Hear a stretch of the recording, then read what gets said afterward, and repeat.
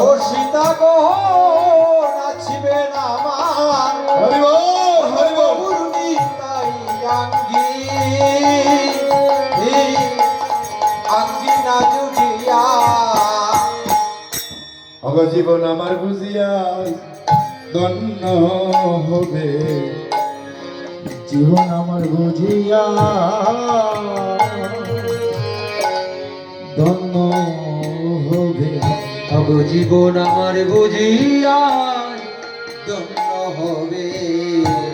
বুঝি কৃষ্ণ নামে বন্যা হবে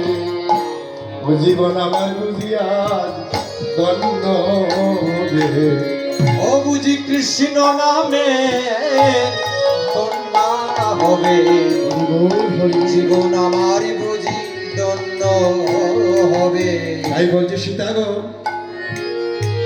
আঙ্গিনাটা ভালো করে সাজিয়ে বুঝিয়ে নাও। এদিকে মহাপ্রভু বলছে কি ও দাদা নিত্যানন্দ প্রভু